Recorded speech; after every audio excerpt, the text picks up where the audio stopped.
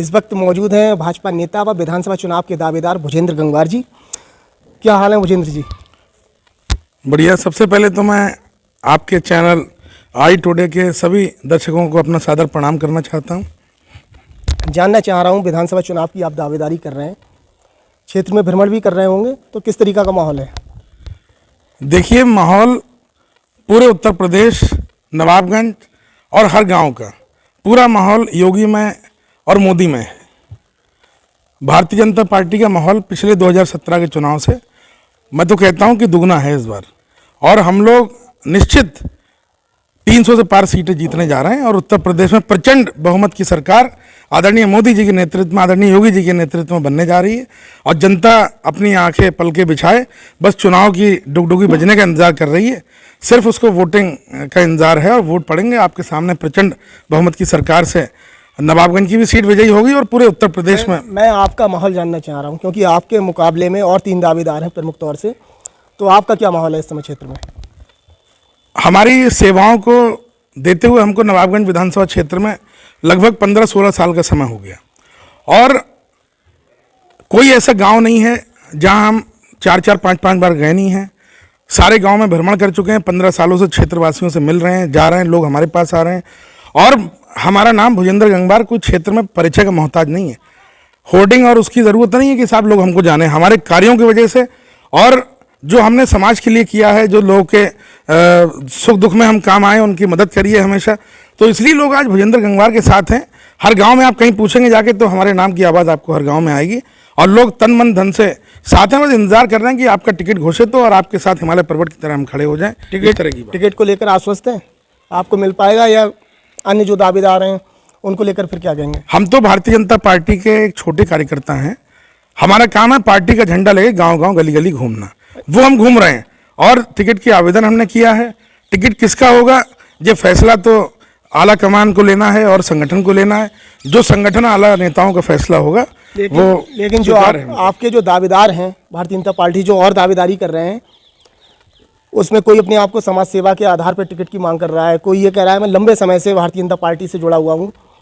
तो उनके अपने अपने आधार हैं, तो आपको लग रहा है उनके आधार के सामने आपका जो आधार है वो टिक पाएगा?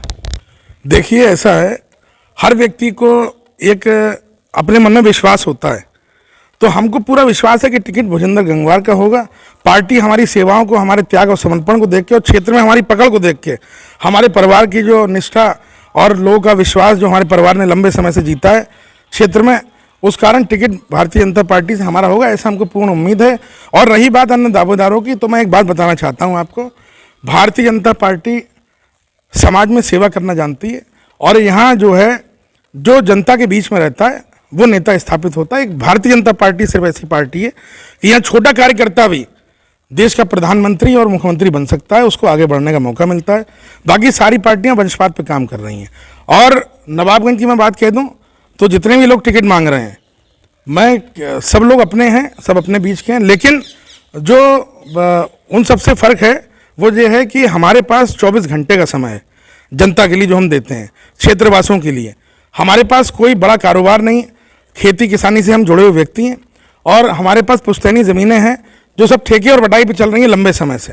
तो हम तो 24 घंटे समर्पित है, हमारे पास समय है जनता के लिए, और जिसके पास समय होगा लोग उससे जुड़ेंगे, और हमसे जुड़े हैं लोग। आज गांव गांव हमारे नाम की आवाज़ लोगों को आ रही है और दिल्ली और लखनऊ तक पहुंच रही है। हम आपको अभी तक जो भाजपा दावेदार हैं, सामने ये आ रहा है कि सभी लोग शक्ति प्रदर्शन दिखा रहे हैं। कुलड़िया में एक के बाद एक जो जनसभाएँ हो रही हैं, और विशाल जनसभाएँ जो वो लोग कर रहे हैं। तो नवाबगंज की विधानसभा ये जानना चाहती कि जो भुजेंद्र गंगवार जी हैं उनकी जनसभा कब होगी? ऐसा है, भुजेंद्र गंगवार की जनसभा होगी चुनाव में टिकट घोषित होने के बाद।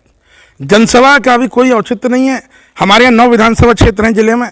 नवाबगंज के अलावा 8 क्षेत्रों में किसी ने कोई रैली नहीं निकाली, कोई जनसभा नहीं करी, और हम किसी परिचय के मोहताज नहीं। लोग अपना नाम जनवाने के लिए कि लोग हमको जान जाएं, इसीलिए जनसभाएं और बड़ी रैलियां कर रहे हैं। हमको तो सब वैसे ही जान रहे हैं। हमारी सेवाओं की वजह से 15 सालों से हम काम कर रहे हैं, और हमारे बाबा स्वर्गीय श्री चेतराम गंगवार, जिनको लोगों ने अपने सर का ताज बनाकर और 30 सालों तक लगातार 6-7 बार विधायक नवाबगंज से बनवाया, निर्दलीय वो विधायक बन के आए। तो ऐसी जनता का प्रेम है। और पिछले अभी 2009 के जिला पंचायत चुनाव में हमारे यहाँ एक बड़ा गांव है राजनीति का, जिसका उत्तर प्रदेश में डंका बजता था। 3-3 विधायक उस गांव से आते थे। तो उस गांव के बड़े नेताओं के पुत्रों के मुकाबले हमने अपने छोटे भाई सत्येंद्र प्रताप को चुनाव लड़ाया और जनता का ऐसा प्रेम था कि एक गाड़ी से हम घूमे, उनका काफिला चलता था, लेकिन जनता ने चुनाव जिता के भेजा और एक बड़ी उपलब्धि हमको हासिल कराई। तो हमें किसी रैली या किसी बड़े आयोजन की जरूरत नहीं है। हमारी पहचान तो गांव गांव गली गली वैसे ही भुजंदर गंगवार को सब जान रहे आपके हैं। बाबा स्वर्गीय चेतराम गंगवार जी, वो एक बड़ा नाम है नवाबगंज की राजनीति में, 7 बार विधायक, 2 बार मंत्री रह चुके। उन्हीं की राजनीतिक विरासत आप संभाले हुए हैं। पिछली 20-25 साल से आप राजनीति में सक्रिय हैं, लेकिन आज तक विधानसभा का चुनाव आप 2 बार, पहले 1 बार लड़े हैं कांग्रेस से, दूसरी बार अब लड़ने की तैयारी कर रहे हैं। तो मैं ये जानना चाह रहा हूँ, कब आपको लग रहा है कि विधानसभा की सीट इस घर में आएगी? आपको बताएं साहब, हर व्यक्ति अपनी शुरुआत करता है। हमारी राजनीति की शुरुआत 2007 में हुई, जिसमें हमने टिकट मांगा था कांग्रेस पार्टी से, लेकिन हमको नहीं मिल पाया। और वर्ष 97 में अखिल भारतीय विद्यार्थी परिषद राजकीय इंटर कॉलेज बरेली के हम छात्र संघ इकाई के अध्यक्ष रहे। और उसके बाद जो है कांग्रेस से हमने टिकट मांगा 2009 में, 2007 में नहीं मिला। 2009 में जिला पंचायत इन बड़े नेताओं के, विधायकों और मंत्रियों के पुत्रों को मुकाबले अपने छोटे भाई को हमने जिताया। जनता ने जिताया, हमने क्या जिताया, जनता का प्रेम था, लोगों ने जिताया। 2012 में कांग्रेस पार्टी से हम लड़े और 2013 में हमने भारतीय जनता पार्टी की सदस्यता केंद्रीय मंत्री परम आदरणीय श्री संतोष गंगवार जी के साथ हम पार्टी में आए। वही हमको लेके आए, हमारे राजनीतिक गुरु वही हैं। पहले चुनाव में आपको कितने वोट मिले जब कांग्रेस से आप लड़े? कांग्रेस का बुरा वक्त था, अन्ना हजारों का आंदोलन चल रहा था और हमारे सांसद प्रवीण सिंह ऐरन जो वर्तमान सांसद थे 2012 में, उनकी पत्नी को 12,000 वोट मिला था। तो हमको 8,000 वोट पाके तसल्ली मिली कि सांसद जो वर्तमान है उनकी पत्नी को इतना मिला, तो हमको फिर भी बहुत मिल गया। हम तो नए थे बिल्कुल, लेकिन अब हमने काम किया है क्षेत्र में और लगातार माननीय मंत्री श्री संतोष गंगवार जी के द्वारा क्षेत्र में हम काम करा रहे हैं, लोगों के सुख दुख में काम आ रहे हैं, लोगों को न्याय दिलवा रहे हैं। तो आज हजारों की संख्या बड़ी हो गई है हमारे साथ में और अपनी पहचान हमने अपने कार्यों की वजह से बनाई है, अपने जन सेवा की वजह से बनाई है, जो लोग के सुख दुख में हम काम आते हैं। और एक बात पुनः मैं आपसे कहना चाहता हूँ, हम नवाबगंज के क्षेत्रवासियों के लिए नए नहीं हैं। हमारा पुराना राजनीतिक परिवार है और पुराना विश्वास जीता हुआ है। लगातार 30 वर्षों तक विधायक रहने के बाद हमारे बाबा ने कोई संपत्ति नहीं कमाई और 1200 जमीन बेचकर, 1200 बीघा जमीन बेचकर वो 6 बार विधायक बने। हर चुनाव में ज़मीन बेचना पड़ती थी उनको और ज़मीन बेच की सियासत करी उन्होंने। हमारे परिवार की ज़मीन तो घट गई सियासत में आने के बाद, लेकिन नवाबगंज में लोगों ने संपत्तियां अपनी बढ़ा ली विधायक बनने के बाद। पहले 30 और 35 बीघा के मालिक थे, लेकिन आज हजारों बीघा के लोग मालिक बने। जैसे कि जो और दावेदार हैं उनके बड़े बड़े व्यापार हैं सभी के, आपका क्या व्यापार है? हमारे पास खेती है, बड़ी फार्म है, कृषि फार्म है, वही पर्याप्त है हमारे लिए। दाल रोटी खाते हैं और बाकी जो है पैसे से किसी का पेट नहीं भरता है। व्यापार की हमको ज़रूरत नहीं है, क्यों हमारे पास जो है वो पर्याप्त है। इसके अलावा मैं जानना चाह रहा हूँ, भाजपा के एक दावेदार हैं रमेश गंगवार जी, उन्होंने अभी एक अपना स्टेटमेंट दिया था कि मैंने 251 शादियाँ करी हैं। और जो यहाँ के दावेदार हैं उन्होंने एक तरीका की चेतावनी सभी दावेदारों को दी कि मैंने इतनी शादियाँ करी हैं, वो भी मेरा रिकॉर्ड तोड़ें। तो उनके इस बयान पे क्या कहेंगे? ऐसा मैं किसी के बयान पे कुछ नहीं कहूँगा, सब अपने बीच के व्यक्ति। आप भी हैं ना, उनकी चेतावनी में आप भी आ रहे हैं, क्योंकि आप भी भाजपा दावेदार हैं। तो क्या आप करेंगे शादी? शादी ब्याह करने से और राजनीति का कोई मतलब नहीं होता है।